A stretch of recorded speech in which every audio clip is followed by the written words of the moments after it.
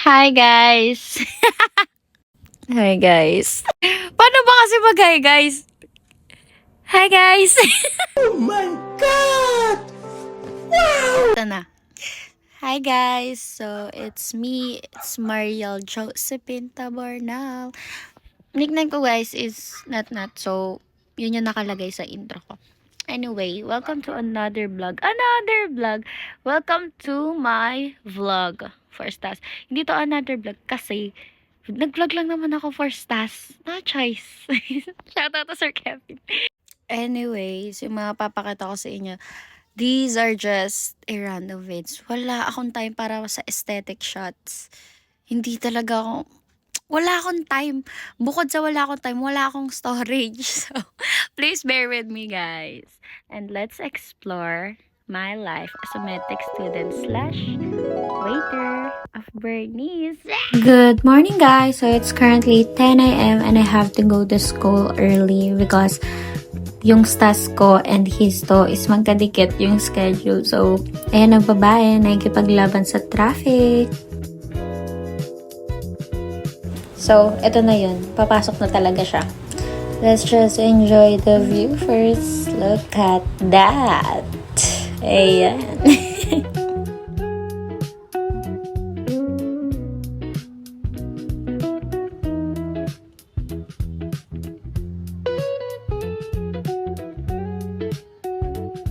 And I'm here at the library, logging in dahil kailangan ko muna pumasok sa stas and makinig for our lecture.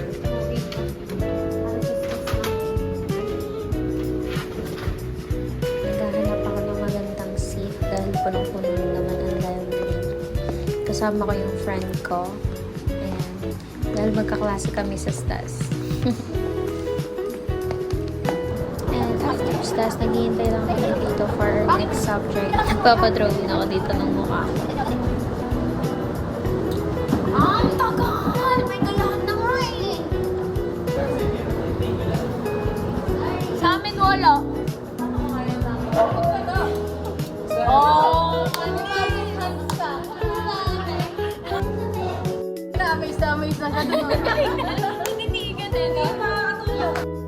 So, nag-start na kami for our next lecture, Integumentary System.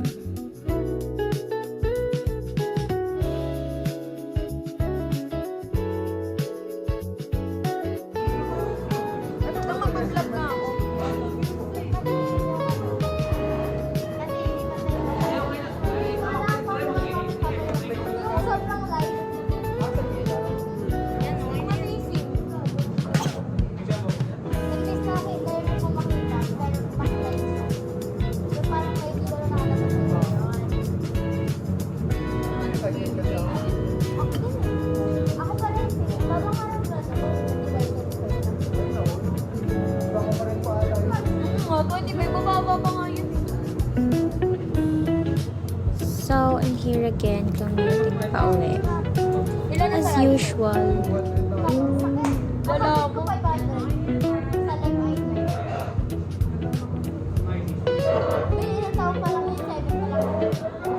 Sakit na talaga ito kapag. Hindi, kasi bata pa lang yung cellphone na siya. Be, ako din naman. May sakit na talaga yun. Pag gano'n. Either sa jeeps niyo or what.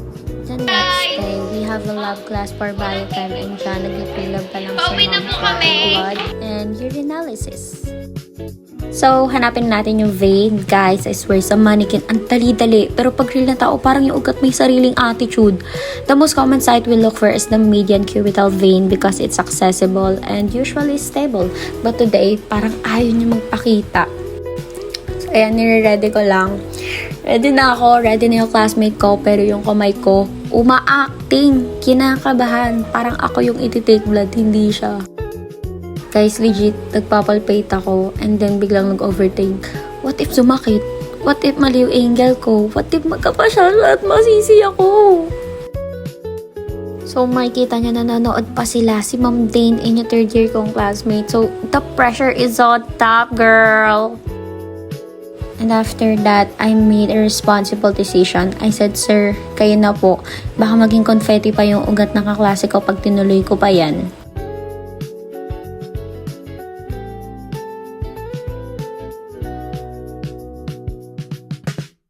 bukod sa mahirap hanapin yung vein and sobrang nipis niya, kitang-kita nyo naman hirap na hirap si sir sa pag-pull ng syringe. Sobrang sikip! Sikip! So, ako na lang nag-volunteer. Kawawa naman yung classmate ko if ever na yung kabilang braso niya naman yung magkakapasa, diba?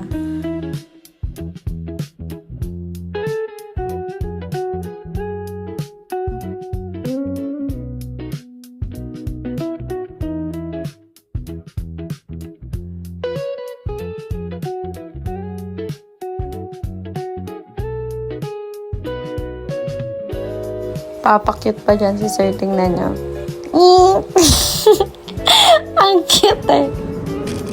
Ako, parang magic. Isang poke lang, may flashback agad. Ako kanina pa, puro flashback lang ng mga bad decisions ko. In medtech and in real life, kapag hindi ka sure, humingi ka ng tulong. You're not weak, you're not stupid, you're just responsible. And one more thing. Kabadong kamay ngayon, magiging steady hands tomorrow. Practice lang, patience lang, at konting tiwala sa sarili kahit minsan nawawala.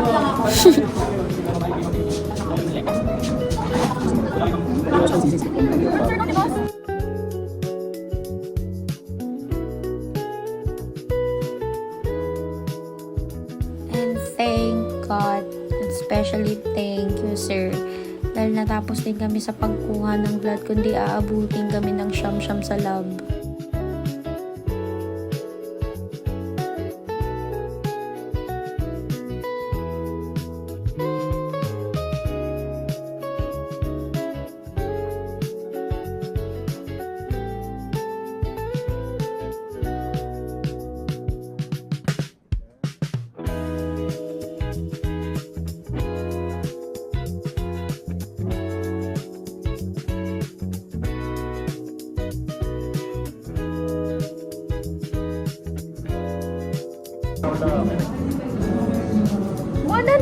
Parang one drop lang yun.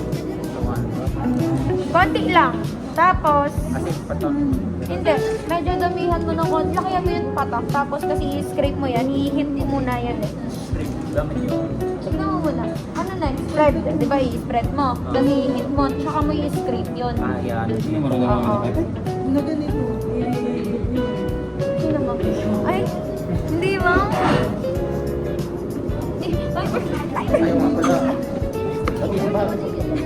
Oo, ika. Hindi naman kita may nagmamadali. Sabihin mo sa akin na 30 seconds na. Hindi rutin eh. Wait lang, wait. Hindi, 120 mo. Pagpabawasan mo, pagbawasan mo lang. Pwede naman isa-isa, may rapat pa nga lang. Hindi siya accurate. 1 minute and 2 minutes. Tapos minus na lang. 30 seconds, okay na. Wait lang. Huwag mo muna start. Okay, okay na. Teka lang. Wait lang, glucose. Okay. Ano next? 40 seconds na? Carbo. Ayun. Specific gravity na? Okay. Ano? Bakit ganyan sa limit gravity ko? Okay. Bisado ko. Protein. Kaya yung code, sasaka ko yung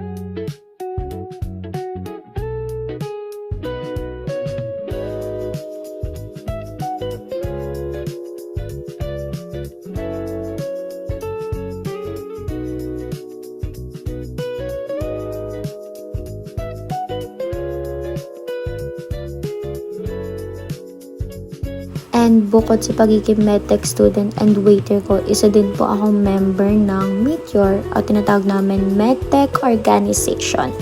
Isa po ako PFD member or Physical Facilities and Designing.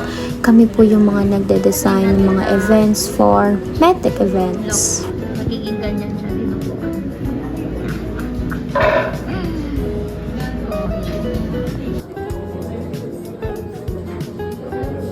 Yuck! Dinuguan!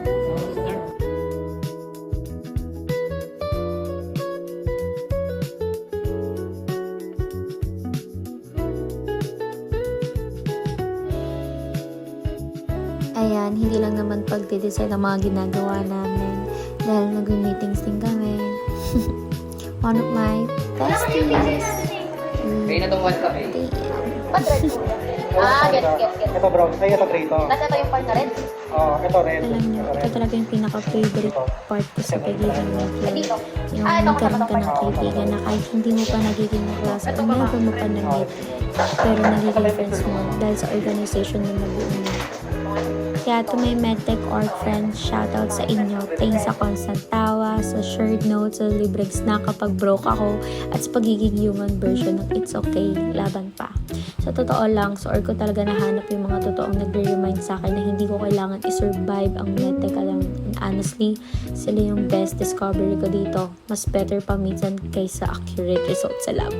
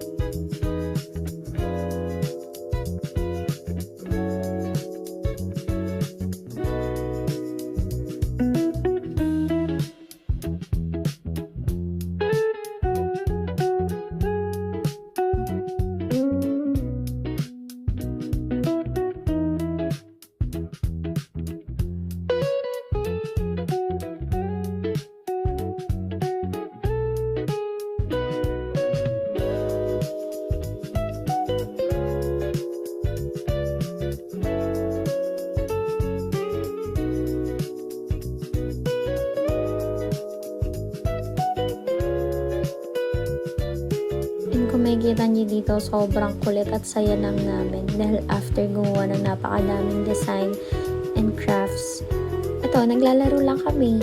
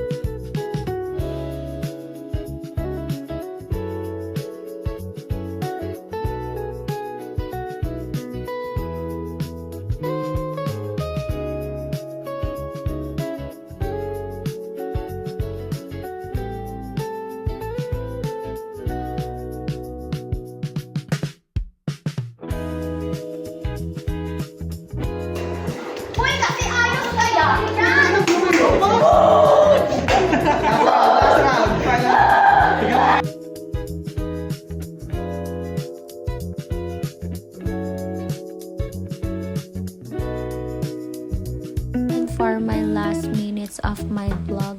This is me as a waiter. After using microscope, serving spoons naman.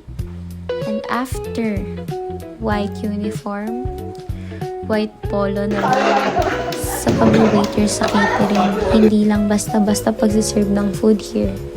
Kailangan mo rin na sobrang lawak na utak para makapag-isip ka ng kailangan mo i-design at para tumugma sa team na gusto ng mga guests nyo. And here I am, skirting the table, designing the table. Even the smallest detail, kailangan maayos yan. Hindi po pwedeng bara-bara yung paglalagay niyan.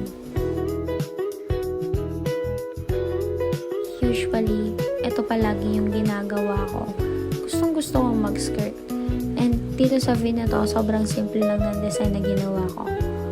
Pero, kapag may duty, gustong-gusto ko palagi nag-aaral ng mga bagong design para mas matuwa ang guest. Kapag matuwa ang guest, natutuwa din ang bulsa ko.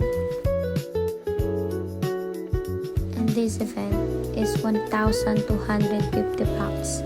Sobrang nakakapagod, pero sobrang saya din ng experience.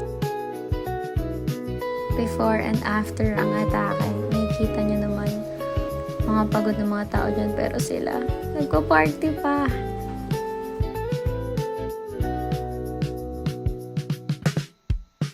Ganto buhay ng mga waiter.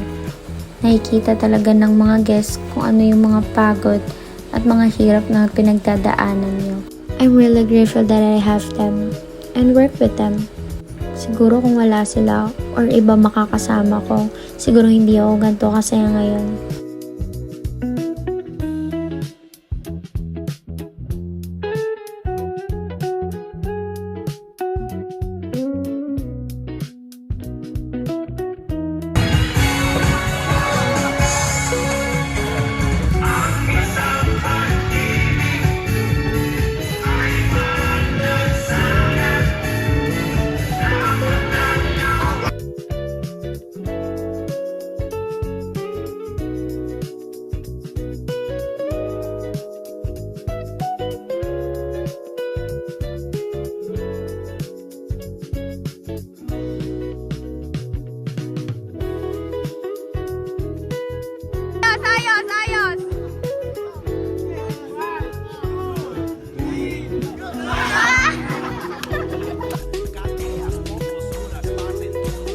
And that's the end of my vlog. Thank you so much everyone for watching me.